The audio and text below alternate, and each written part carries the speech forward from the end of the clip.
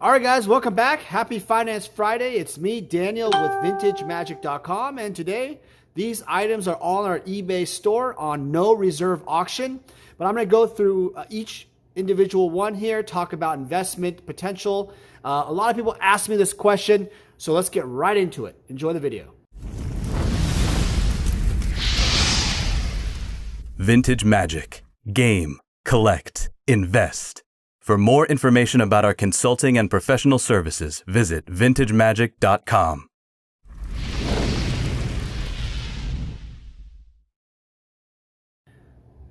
All right, guys, welcome back. It's me, Daniel, with VintageMagic.com. And yeah, a lot of people ask me often, I'm having a lot of cards on eBay right now on auction. Why are you selling? What's going on? Why are these beautiful cards on auction? Are you selling out of your company?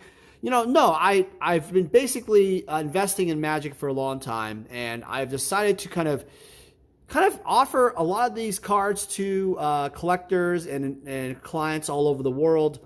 I've been doing this for a long time, but now just doing more of eBay. eBay has obviously brought a lot more exposure. I'm not sure if you've seen the level of craziness on their sports cards and Magic and Pokemon listings, but eBay is really pushing for that. So I've been working with them, selling a lot more on there. One thing about this card, by the way, these are all on eBay auction, no reserve. If you're watching this video, the link is right below. This PSA case has a little bit of a scratch on it, but it looks worse on the camera, but it's this little fogginess. Pretty normal for PSA cases. This is an older case. It's not the oldest case, but yeah, it's a beautiful card. You'll notice something about the iconic cards like Vesuvian Doppelganger, Soul Ring, Shivan Dragon, Wrath of God, those type of cards. They've skyrocketed over the years, especially this card, because this card is just super iconic. People love the image of the Vesuvian Doppelganger. This card in particular should probably get a BGS 8.5 quality if you were to regrade it, in my opinion. It does have that print dot stuff right there that you normally see on Alpha. I did once grade a 9.5 with no print dots, which is pretty incredible. But this is a really beautiful minty example. Again, packed fresh. A lot of people don't understand that an 8 for a PSA actually is a really, really strong grade. All right, here's another example of that. A PSA 8 Alpha Soul Ring. Very beautiful, pack fresh card. This one I would say is a little weaker than the last one, but it's still really clean. You'll notice that the corners are a little softer. Centering's a little bit better, but no print dots. So that last Vesuvian, if it didn't have the print dots, it would actually get a 9 very easily. In fact, maybe even a 10 if it had no print dots and centered a little bit better. The back to this one's really nice, and the case obviously is a lot nicer. Yeah, so people have been saying, well, Dan, what's the deal with PSA? Is it worth investing? Is it worth buying? I got to give it the green light. I'm not saying that just because I have auctions stuff running. It's just PSA, if you look at the Pokemon cards, are the leader of all of the cards right now for Pokemon. So they definitely have some massive big-time sales over the $100,000, $200,000 plus for the Charizard Holofoil first editions. So it's proven itself to have huge numbers for the cards in PSA. Another thing is we sold a PSA 10 Alpha Black Lotus signed by Christopher Rush, one of 2 in the world, for $250,000 earlier this year. So again, another PSA example that is worth looking and noting on eBay, actually. So I still need to deliver that card to our client Romuald in Spain. With COVID, it's a little bit tough. You'll look at also my socks. The reason why I'm doing that, guys, is because I haven't figured out a way to do this correctly. I'm doing this on the floor. I could sit down, but I don't know what I'm doing. I got to figure out a better setup. So that's the way it is. This card also, it's on our eBay store right now on auction. This card is signed on the case. A lot of people ask me, Dan, is there a market for that? What happens when you sign the case? I like it. A lot of cards that I've seen that, a lot of people don't like signed cards on the card. So I think it's the best of both worlds, and definitely worth looking at if you are investing in cards. I think when the artist passes away, there's a lot of more value to it. But right now, when the artists are still around, it's not as big of an investment. All right, so we have here an 8 Mind Twist. This is one of the tougher cards that gets centered. This is more of the playable section. I'm going to have this obviously on eBay auction. But what's really interesting about this card is a lot of people who buy these BGS 8s and 8.5s tend to crack them out, even 9s. In fact, I've actually had people crack out the, what do you call it? The 9.5s, even the betas especially. So they do that for their old school decks, stuff like that. And it's just, it's okay. People have, their own interests and reasoning, and you have to accept that. It's okay. But people often tell me, well, that's discouraging. That's not cool. Some people believe that it should be, the card should be freed, like this 8.5 Mana Flare, really clean. It has an 8 surface, which is, it must have like a scratch or something, but really, really nice card. Or it might be a binder ding. Those things happen for 8 surface, but a really great candidate for your collection as a graded card collector. But also, this is a really nice card, actually, in general. So, I don't know. This one, I don't know. You would probably crack it out maybe, but also keep it for your graded card collection, too. All right, if you're still watching the video, which I hope you are, I've changed the angle of this thing because the lighting is not as good for these BGS cases. But so you'll notice a different, hopefully a better lighting. So yeah, this is the Alpha Central 0.5 from 9.5. Actually really, really, really difficult to get a 9 and even a 9.5. Here's interesting thing. There's always generally this print dot right there, which is very, very normal for that card. Do you see it right here? And also the centering is usually off. It's a very classic card, very, very, it's one of those cards that's just really iconic for the game. But I want to focus something on here. The corners and edges are absolutely, look at this, spectacular. Absolutely spectacular. Just super pack fresh, super crisp. I mean, this is the type of, these are even BGS 10 quality corners. That white crap there's on the case or something, that dust. Look at that. Look at those corners. Gorgeous. The back is absolutely gorgeous too. So another thing is this, there's a print dot on the back here also sometimes. That does occur for this card. But really, this is really a top level. This is like a 9 in PSA, top level specimen for sure, because Beckett's harder on the centering, but definitely a 9 quality card you're looking at right there. All right, next we have a Wrath of God 9 Alpha. This is almost a quad. Beautiful card. Again, just gorgeous corners and edges. With 10 edges, I mean, you can't beat that. Beckett's become very, very difficult on giving top-level grades, subgrades now. So I think the older examples compared to new examples, it's hard because a lot of collectors and investors ask me, Dan, there was a period when Beckett was more lenient, they're easier. Yeah, I would say that there was different times in their grading. So you got to look at the card. That's why we're really examining the cards today. And buying these on eBay, it's really difficult. So I hope that the video helps with people that are bidding on the auctions right now. Here is a 9 Alpha Soul Ring. I had the PSA 8 earlier. This is obviously a lot cleaner with the 9 corners and the 9.5 edges. But really, really crisp card. Look at that. This edge here, this corner edge is really beautiful. Look at that. So when you're looking at cards to bid online, it's really difficult, guys. You got to inspect kind of the edges and the corners deeper. It's really difficult. Some people like the scan that's kind of with a black back. I tend to like, we do more of the mobile picks kind of at angles like this. So if you notice that if you put this on 1080p 4K, that's the quality I think. It definitely should show you a lot more definition than the other cards out there. That's what I prefer for example.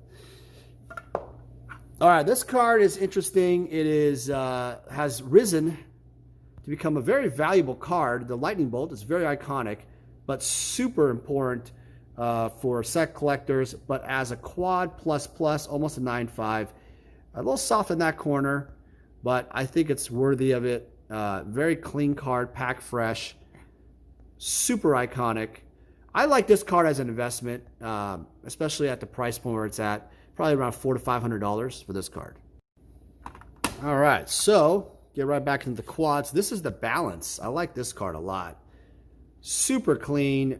I think this card is generally pretty centered. Don't have too many issues with the card or print dots. I think it's a great card overall. It's used in old school Magic quite a bit, and you know, every deck needs it pretty much, in any control deck type of thing, or white blue, white black. So it's such a powerful card, or any 3-color deck. So obviously being restricted, all the played copies and even mint copies are now being used. So it kind of takes away from the pool of higher quality cards. But I think this card's really iconic, worth the investment price point around, you know, it's around the 2 to 3K range. This is an interesting card, the Birds of Paradise Alpha version. You'll notice that the Alpha version has this flying tap symbol that's a little different than the beta. And it's also, you know, and also has this little, what do you call it? People call this a print dot, but it's part of the card. So if Beckett's giving that an 8 surface, it's actually a mistake. But this is a great card to crack out and play with.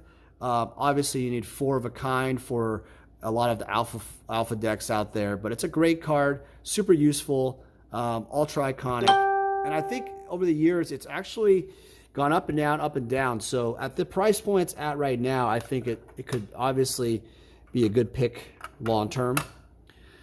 This is interesting. This is the Gauntlet of Might. It's risen quite a bit with the red decks. Obviously, super iconic.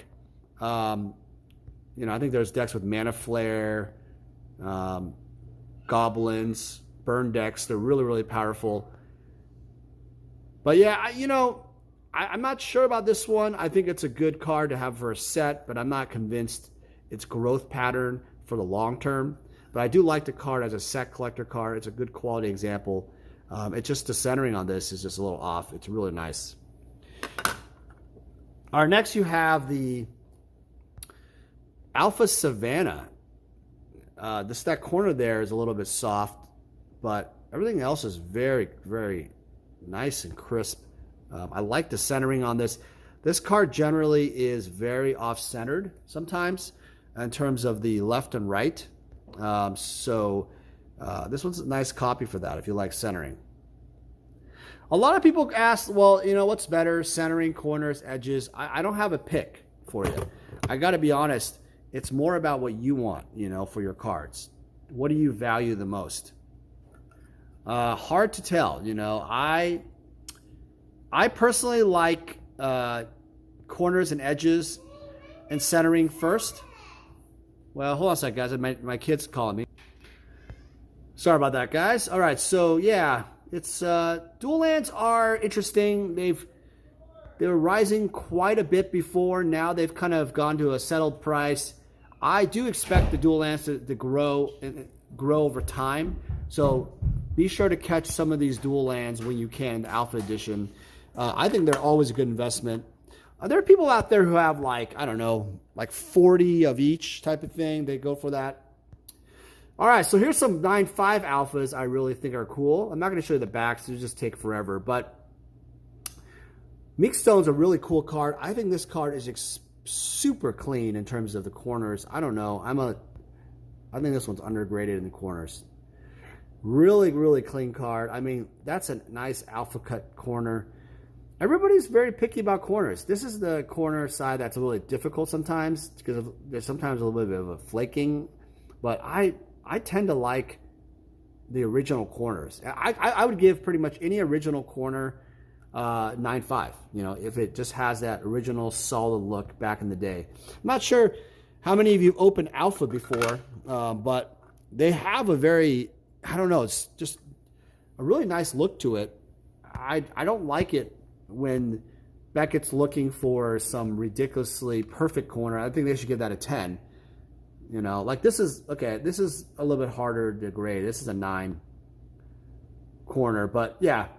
Another thing is these alpha dual uncommons and commons. These are really cool. They're not like iconic castle and stuff like that, but they're really great, you know, for collectors. Disrupting Scepter obviously is a huge card for collectors, investors, for the set, and also, you know, for old school Magic. So that is in that category. Okay, so these are a little bit different. I've had this in my other video, but people have always liked this card, Vampiric Tutor. It's not a reserve list card, but it is an iconic card. This is the original version, the OG Envisions. People don't really grade this as much for some reason, but people are starting to figure it out, like, hey, Tolarian Academy, stuff like that, you know, hey, why not grade those? Why not give that some love? So here's a card that has spike because of the reserve list buyouts, especially ungraded. Acid Rain. Not going to say this is a good card for gameplay. Definitely not. But it is an incredibly beautiful card at BGS 10. BGS 10 pristines are very, very popular, very hard to find, and great investment for people that enjoy the condition. The quality of BGS 10s, by the way, are superior in many ways to PSA cards. But I want to agree with that fully because I've seen PSA cards have similar quality. So I don't know. There's a little bit of a nicking there. Some people would say, I don't know, that's exactly the white, that edge there on the top is actually really much what the edges look like for Legends. So this is normal, and I think they gave it the right grade on the edges. But I don't know. I've seen PSA cards very clean too. So I don't know. Hard to gauge that. But there is definitely a massive premium, which you'll see with those kind of cards. All right, so here's a Commander favorite. Angus Mackenzie. Look at this guy. This guy's a cool guy. Oops. God, that's a little bit. Yeah, this is a great card. It's changed over the years, but, you know, got to still show the love on the EDH cards, Commander cards. Here's a Power 9 Mox Pearl 8.5. Not sure. I think there's probably a scratch or something on the surface. Oh, another thing with unlimited cards is that sometimes this horizontal print line. So that may be a cause for the surface situation. But all in all, I think it's a great, beautiful card. I mean, if you were to crack this guy out and play with it, I mean, it's absolutely mint, right? Beautiful card. All right. And here are some other reserve list cards. Okay, so people have been asking me about library. You know, the card's gone up quite a bit. You know, here and there over the years. It's never really kept the $2,000 mark for minty or even 8 or 8.5 cards like Bazaar Baghdad for some reason, due to the fact that you don't need 4 of them, and you can only have 1 in old school Magic. But I do believe, this is what I would guess, is that library is so iconic that I think library in time will rise more than Bazaar as the top tier card. Because of it is the icon of that set, in my opinion. Jazam is great, but I think library is just so much more iconic.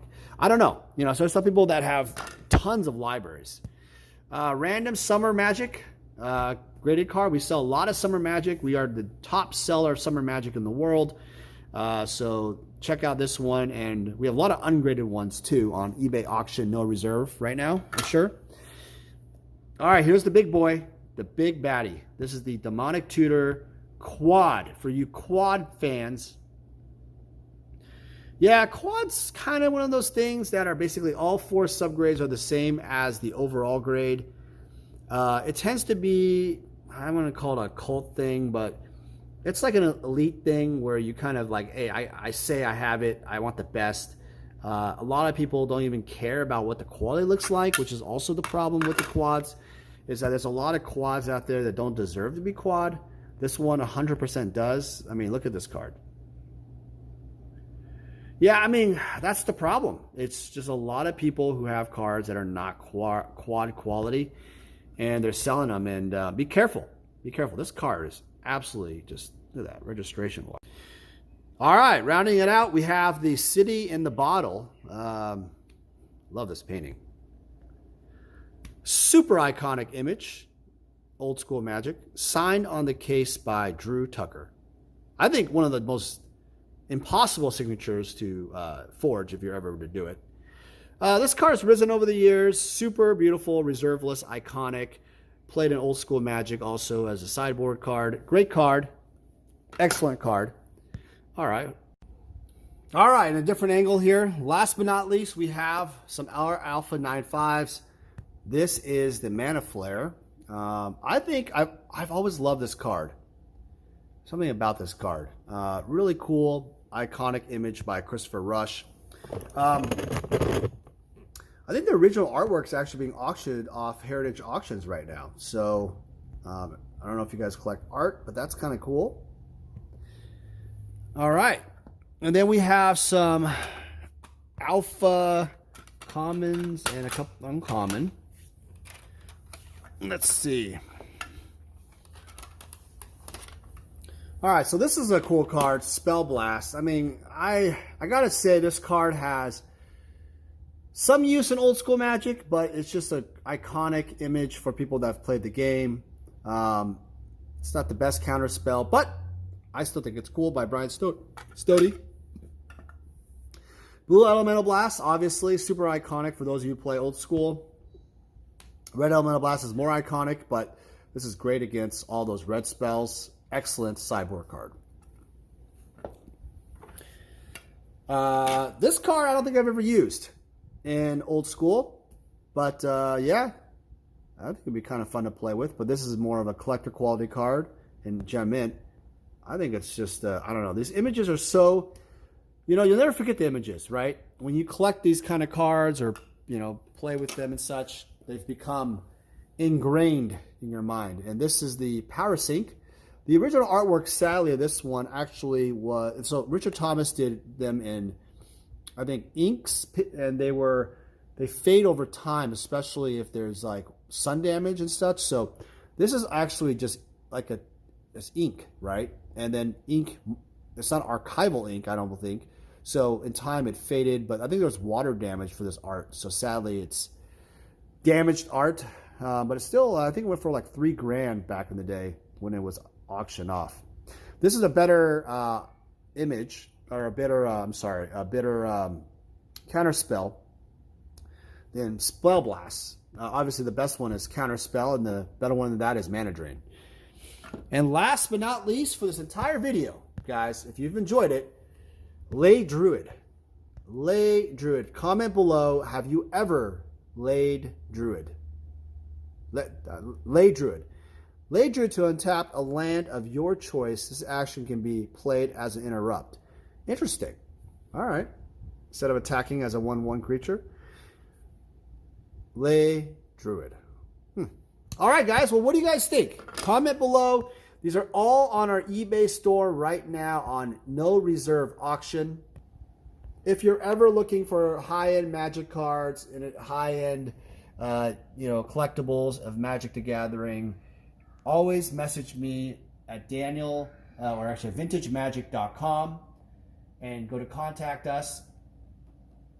Or you can just go to the eBay store. We have lots of cards. You can message me there.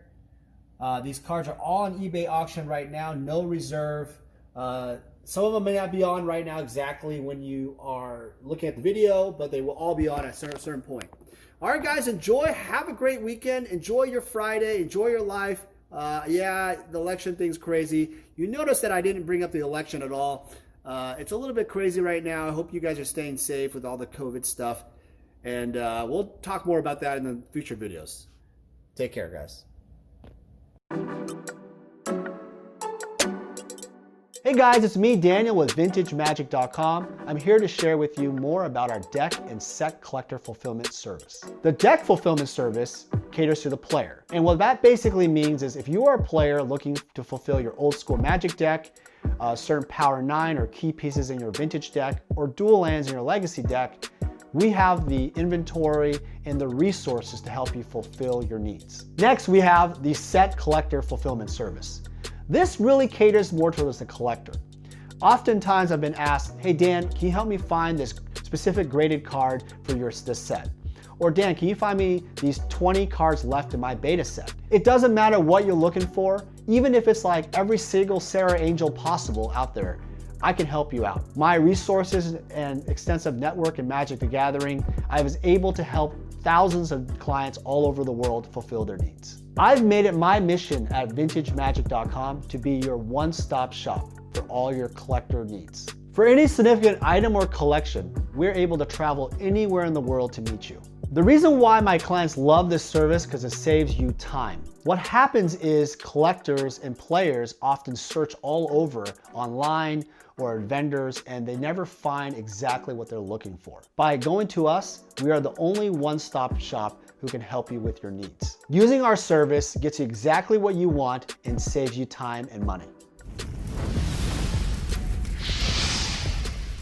Vintage Magic. Game, collect, invest. For more information about our consulting and professional services, visit vintagemagic.com.